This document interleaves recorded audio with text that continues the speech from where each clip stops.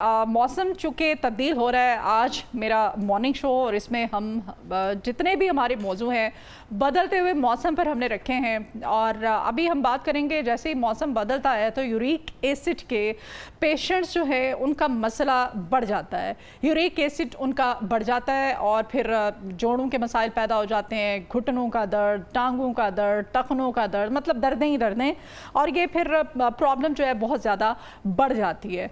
तो हम जानने की कोशिश करेंगे कि अपनी सेहत का, अपनी हड्डियों का, अपनी बॉडी का हमने किस तरह से ख्याल रखना है, और ख़ास तौर पे जिनका यूरिक एसिड बढ़ जाता है, यूरिक एसिड को हमने बढ़ने नहीं देना है। ऐसी कौन सी खुराक इस्तेमाल करें, ऐसा क्या परहेज़ करें, ऐसे क्या तरीक़ा अपनाएं कि हमें इस बीमारी से अफाका हो सके। अगर हम इसको ख़त्म नहीं कर पा रहे हैं तो इसको कंट्रोल कर लें ताकि ये बढ़े ना।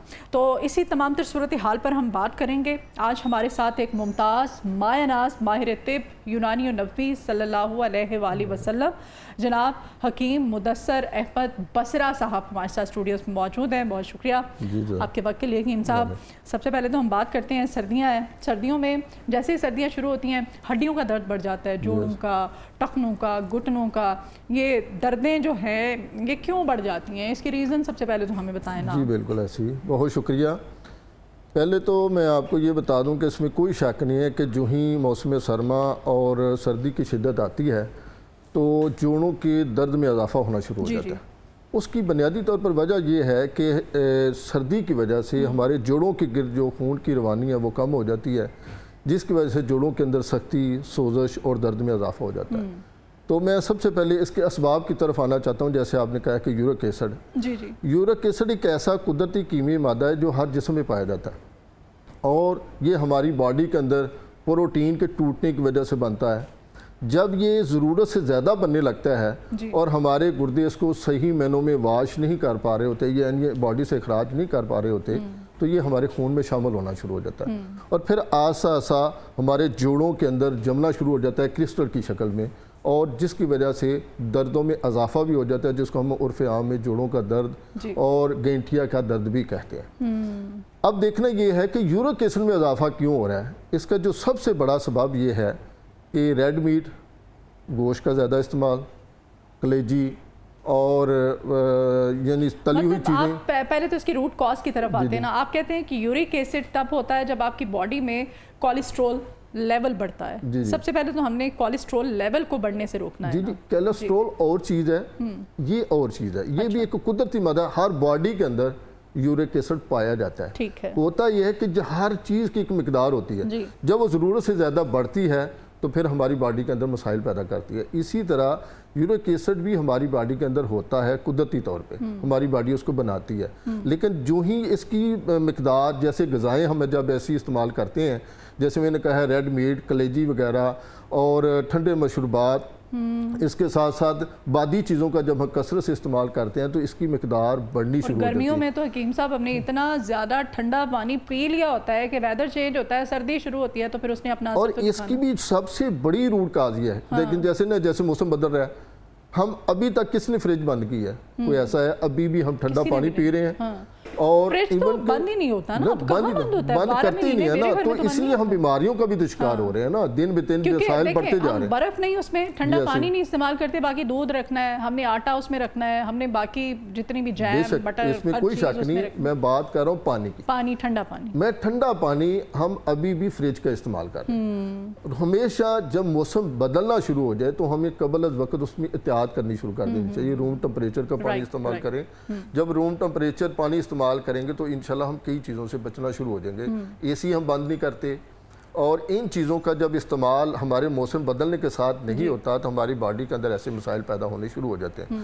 अब बात हो रही यूरिक एसिड के हवाले से कि यूरिक एसिड क्या चीज़ है, और ये हमारी बॉडी के अंदर जब बढ़ता है तो इसके अंदर मसाइल पैदा होने शुरू हो जाते हैं, जिसको मैंने आपके कहा क्रिस्टल की शक्ल में हमारी जोड़ों के अंदर ये जमना शुरू हो जाता है। अच्छा।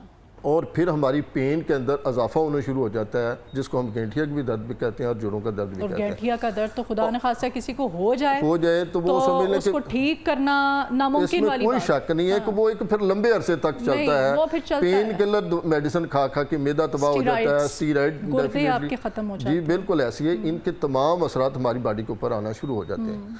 हमें सबसे पहले करना क्या चाहिए कि हमें इससे कैसे बचा जा सकता है। सबसे पहली चीज़ तो ये है कि हम ऐसी ग़िज़ाओं से परहेज़ करें, जैसे बादी चीज़ें जो हैं, आलू गोभी है, दाल चना और दाल माश है, रेड मीट का कम से कम इस्तेमाल करें और ऐसी चीज़ों से बचें, ठंडे पानी से बचें। और मोटापा भी जिस बंदे को है उसको ज़रा ज़्यादा एहतियात की ज़रूरत। इसके साथ ये विरासती तौर पर भी मिलता है, मसलन एक से दूसरे के अंदर भी ये मुंतकिल अगर होता माँ है। बाप को है जी बिल्कुल, ये विरासती तौर पे भी, जीनयाती तौर पे भी मुंतकिल होता है। इसके साथ हम करते क्या है कि बाज़ लोग पेशाब पर अद्वियात ले रहे होते हैं। जो पेशाब का कसरत से इखराज है वो भी हमारी बॉडी के अंदर इस मसले का सबसे बड़ा काज है। यूरिन। अच्छा। यूरिन से होता क्या है कि जब पेशाब का इखराज ज़्यादा होगा तो हमारे पट्टे ठंडे होने शुरू हो जाएंगे और हड्डियाँ कमज़ोर होनी शुरू हो जाएंगी। हमारी बॉडी को भी एक टेम्परेचर की ज़रूरत है। जब हम उससे नीचे जाएंगे तो 100% हमारे पट्टों के अंदर वीकनेस आनी शुरू हो जाएगी, खिंचाव रहना शुरू हो जाएगा। जैसे ख़ास तौर पे ये सर्दियाँ जब चेंज हो रही है, मौसम आ रहा है, उन सर्दी में जैसे जैसे इजाफा होगा तो जोड़ों के दर्द के मरीज़ के लिए सबसे जो बड़ी चीज़ है वो सुबह उठना मुश्किल होता है। उसके पट्टे पूरे खिंचे होते हैं, खून की सर्कुलेशन ना होने के बराबर तो इंतहाई स्लो होती है, जिसकी वजह से उठना, बैठना, चलना फिरना उसके लिए बड़ा मुश्किल होता है। तो मेरे ऐसे मरीजों के लिए क्या करना क्या चाहिए ऐसे पेशेंट्स को? रिक्वेस्ट है कि सुबह उठते साथ एक तो गर्म पानी, एक गिलास गर्म पानी लें, नीम गर्म पानी जो आप पी सकें, उसमें 1 चम्मच शहद मिला के पीना शुरू करें। अच्छा। इसके साथ अल्हम्दुलिल्लाह अल्लाह के फजल और करम से हम पिछले 10-15 साल से अपने मतलब एक नुस्खा इस्तेमाल करवा रहे हैं। ये समझ लें कि ये वो चीज़ें हैं कि जो हमने 15-20 साल तजर्बा से हासिल की हैं। अच्छा। लेकिन एज ए खिदमत के लिए और आपके तवसल से सिर्फ एक खिदमत के हवाले से ये नुस्खा हम शेयर करने जा रहे हैं। इंशाल्लाह इसके इस्तेमाल से जितना पुराने से पुराना मसला हो, दर्दों का मसला है, कमर दर्द है, पट्टों में खिंचाव है, यूरिक एसिड की ज़्यादती है, अल्लाह के फजल से चंद दिनों के इस्तेमाल से वो अपने अंदर बेहतरी फील करेगा। इसमें जो चीज़ें चंद मैं आपको बता दूं, ये आम है, हर पंसारी से बड़े आराम से मिल सकती हैं। जैसे ये सूंड है जिसको हम अदरक कहते हैं। नंबर 2 है सुरंजान शीरी, ये भी आम पंसार से मिल जाती है।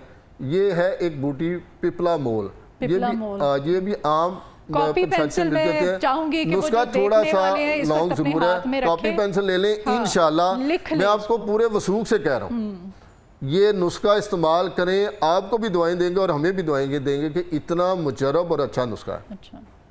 बात कर रहा था पिपला मोल की, इसके साथ है ये सुरंजान तलख है और एक बूटी है अस्कंद नगोरी, इसको भी सारे लोग जानते होंगे जी, मलट्ठी की तरह है। और काली मिर्च है, ये आखिर में एक मुसब्बर है। अच्छा, अब ये देखने की इनकी मकदार 30-30 ग्राम, ये आपने 6 जड़ी बूटियाँ लेनी है, हम वज़न लेनी है, ठीक है। इसमें सिर्फ 5 ग्राम आपने मुसब्बर। अब बाज़ मेरे दोस्त बाब ये कहेंगे मुसब्बर तो कब्ज़ कुशा के लिए इस्तेमाल किया जाता है, ये क्यों नहीं होता? ये कि जो मरीज़ मुसलसल गर्म अद्वियात खा रहा होता है ना, उसकी बॉडी के अंदर ड्राइनेस पैदा होनी शुरू हो जाती है। इसलिए हम ये डाला कि इसके इस्तेमाल से अल्हम्दुलिल्लाह एक तो उसका पखाना ठीक आना शुरू हो जाएगा, बेदा भी बेहतर होगा। ये 00 साइज़ कैप्सूल, इसका पाउडर बना के कैप्सूल भर लें, एक कैप्सूल सुबह और एक शाम।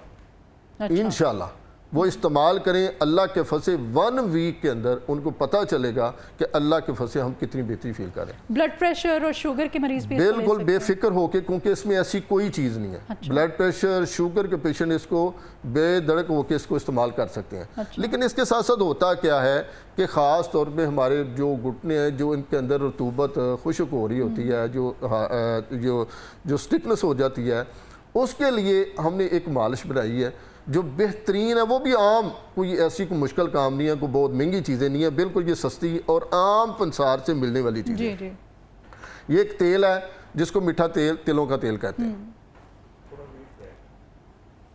ये तो आपने 2 कैप्सूल बताए हमें। जी बिल्कुल, ये इन तमाम चीज़ों का पाउडर बना लेना है। हाँ। सुबह और शाम कितने एक मिलीग्राम का कैप्सूल है? 00 साइज का, 00 यानी 1000 मिलीग्राम का ये कैप्सूल आपने और ये सुबह और शाम इस्तेमाल करना है। ये कम से कम 2 से 3 माह मुसलसल इस्तेमाल करें, लेकिन 1 वीक के अंदर उनको अल्लाह के फजल से हर लिहाज से बेहतरी आनी शुरू होनी चाहिए, दर्दों के अंदर, खिंचाव के अंदर, जो सुबह उठा नहीं जा रहा। इसके साथ जो मैंने अभी मालिश के हवाले से किया है कि मालिश भी जोड़ों के लिए बहुत ज़रूरी है। ये मीठा तेल है, इसको तिलों का तेल कहते हैं। अच्छा। और ये 100 ग्राम लेना है आपने, इसमें सिर्फ 5 ग्राम ये जलवतरी लेनी है, ये भी आम सी चीज़ है।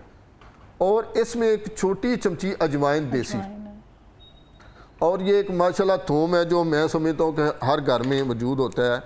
ये इसकी 15 से 20 तुरियाँ आप इसके अंदर डाल लें। देसी थूम जी देसी ले लें, नॉर्मल ले लें, देसी ज़ाहिर है मुश्किल है ये फार्म, तो डाल लें और इसको चूल्हे पर रख लें। ये जब तमाम चीज़ें ब्लैकिश होना शुरू हो जाएं तो इसको उतार लें, पक जाएं तो इसको उतार लें, उन लें। पुनने के बाद इसको कांच की शीशी में, प्लास्टिक की शीशी में नहीं, कांच की शीशी में रख लें।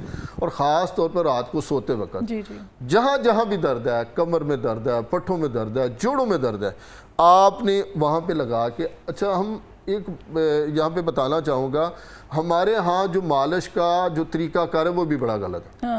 हम ज़ोर ज़ोर से कर रहे होते हैं, हम दबा के कर रहे होते हैं, ऐसा नहीं करना चाहिए। पहली चीज़ तो ये बता दूं कि हमारी खून की सर्कुलेशन ऊपर से नीचे है, नीचे से ऊपर नहीं है।